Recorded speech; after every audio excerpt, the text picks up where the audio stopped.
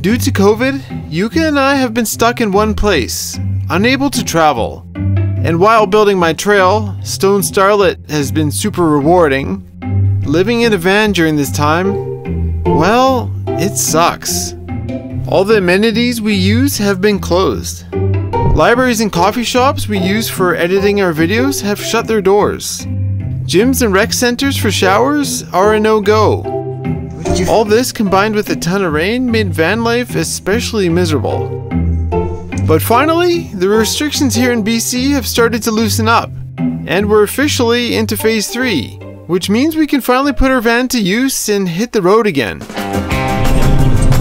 So we made like a tree and got the heck out of Dodge. We left the rain-soaked coastal BC and headed into the much more arid Okanagan region. Our first stop was Kamloops. Sometimes called Browntown, Kamloops is basically a desert. But like the coast, it's also seen its fair share of rain lately, and things are looking decidedly green. Some of our friends invited us to join them for some laps over at Harper Mountain. It should have been the perfect place to find some dry trail, but in fact, everything here is soaked too. Which is a bit surprising since every other time I've ridden here, the conditions were pretty much moon dust. The next day we messed around at the Kamloops bike ranch to practice our jumping.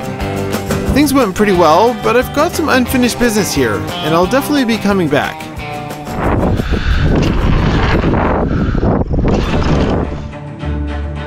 Our next destination was Princeton, BC, where we met our van life friends from Far Out Ride. We came here for basically one trail.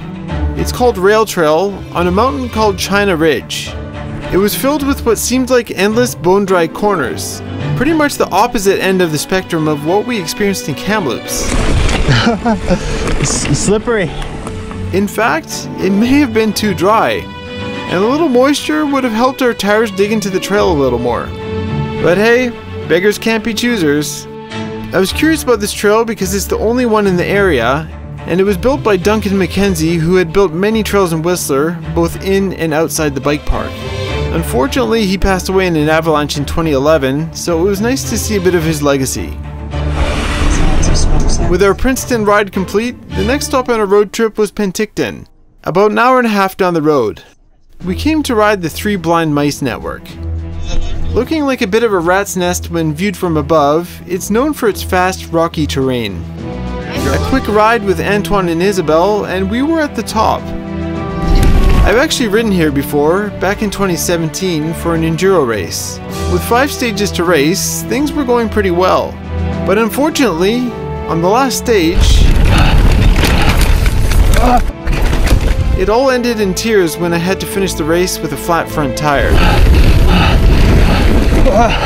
Front tire. In fact, with these rocky, high-speed trails, the race claimed a lot of victims. With racers regaling their friends with stories of broken wheels and slashed tires.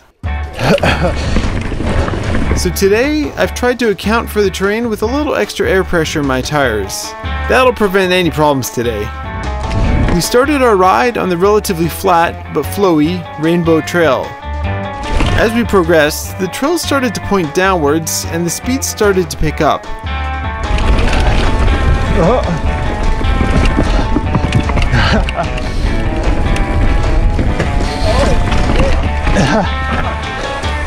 Oh no. Front wheel. Didn't take long. God damn. Antoine had mistimed pulling up over these rocks, and he was punished with a pinch flat. But a couple of plugs and some vigorous pumping later, we were back on the trail. Oh, it's a big cliff here. The trail continued to get more rocky as Rainbow continued into Bronco. So dusty now. And after some high-speed sections, some slower tech,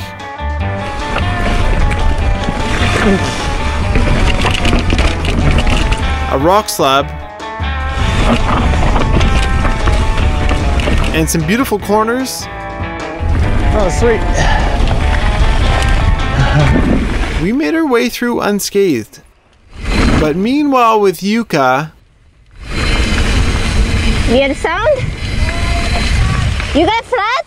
Yes. Oh. Flat number 2. Walk of shame. Isabel was running a tube in her tire for this ride, and it cost her. Rocks like these and tubes just don't mix.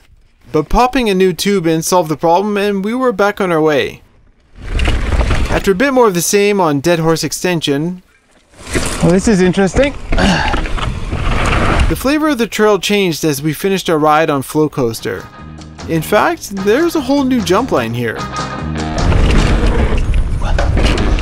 After a few dry runs, we managed to get them all cleared.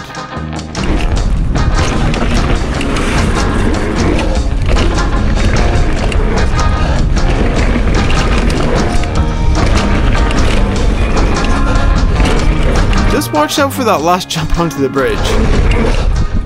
Oh! At trail speed, it'll send you into the lip of the next jump. The next day we headed out for more tire abuse on what is probably Penticton's most classic trail, Rock Oven. It started out with a ton of punchy climbs on both slick rock and hardpack. It can be a bit demoralizing when you just seem to be descending uphill. I feel like we'll never really go down. No. This is purgatory of awkward climbs. But eventually we made it to the top, and it was finally time to head down.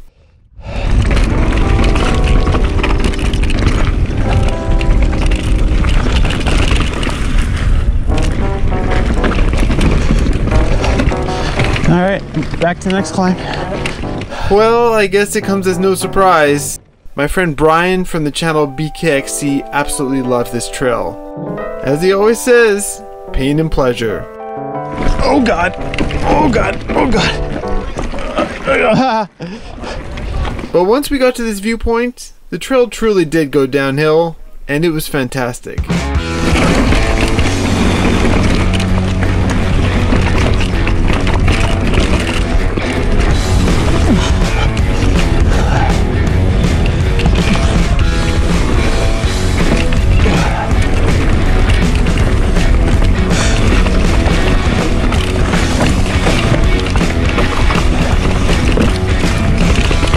Oh my God, it's rocky.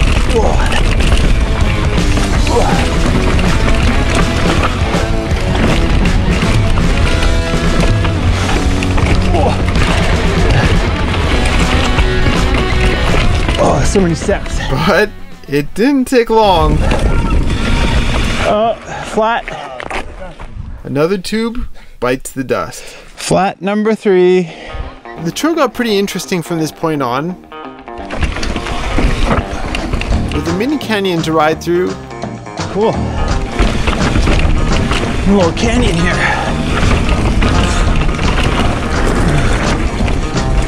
And a big old rock slab to creep down. Sweet.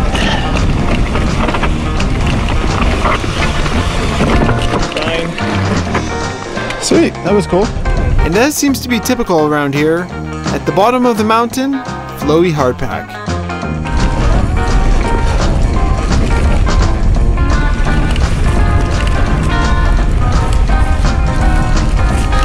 And this time, the trail finished right at the lake. The following day, we headed back to the Three Blind Mice network. There's a lot to ride here, and we only scratched the surface on the first day. And with Isabel's tires now converted to tubeless, this group's tire setup should now be bulletproof. So with a different route chosen down the mountain, we started with a trail called Sidewinder. And it didn't take long for things to get interesting. Bear. What? Bear? Bear. Oh, we're running down the trail. He's looking at us. Oh, let's go. Big one and small one. Hey, Bear! Hey there! Yeah, he's still on the trail there. I can see him through the bush, yeah. Hey, Bear! He's right behind the bushes here. There's one cub at least. He's coming this way. Hey bear! Oh, he's standing up because she's actually just curious. She's standing up. Yeah, she can't see us. Oh, she's going the other way. Hey, Bear! Oh, she's gone now. there she goes. Just the mom. I don't know where the cub is. Hey bear. Baby bear. Hey bear. Yeah, she's still down there. She's still down there. Yeah, she's standing up looking at us right there. Oh yeah. Hey bear. She's maybe a little bit concerned about the baby right now, so maybe we should just go. But we're just gonna walk. We're not gonna go fast, okay? Yeah. Still watching. Yeah, we can probably ride now. Black bears tend to be pretty timid, and in this case, I felt it was okay to continue through the trail. She did have a cub with her, which can increase the risk, but she wasn't acting aggressively. Hey bear! When bears stand on their hind legs, they're just trying to get a better look at what's going on since their eyesight is relatively poor. So we stayed together, moved slowly, made a lot of noise, and the bear moved off the trail for us. With our bear encounter out of the way, we dropped into Drops a Lot. With a name like that, how could it not be a good time?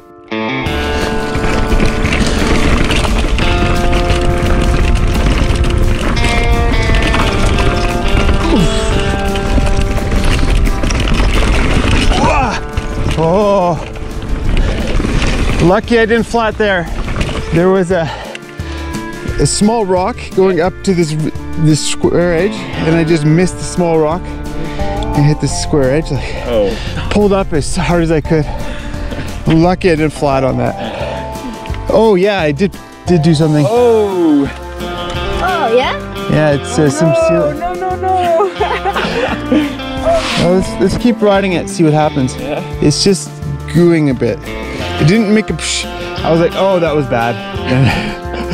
and somehow it didn't flat, so yeah. Definitely a close call. And it's nice to see that the sealant is actually working. Sometimes it seems like it's no better than water as it sprays all over the trail. Oh shit, I'm glad I'm stuck.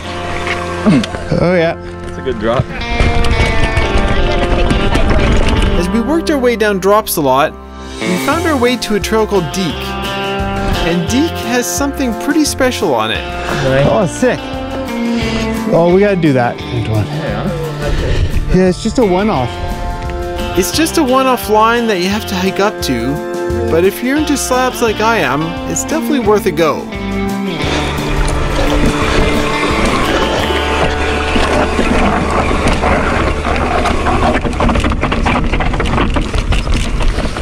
It's not too bad.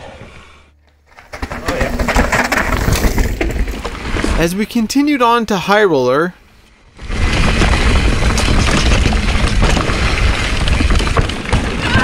You okay? You okay? Oh.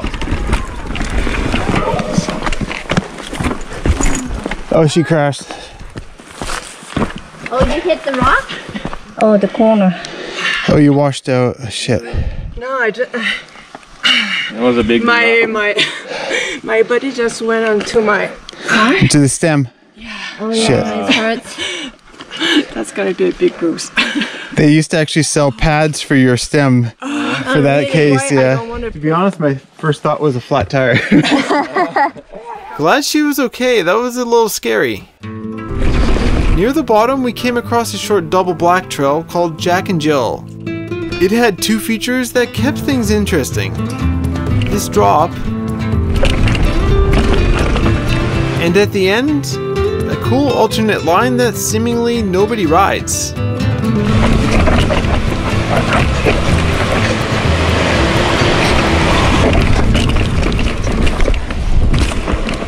With our ride pretty much done, we got a tip that we should ride a trail called 6 Stitches in a neighboring area called Wiltsea.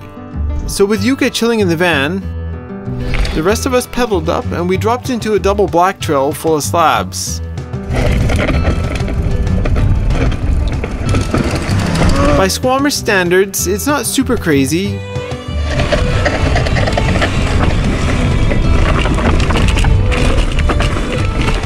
but it had plenty to keep us interested.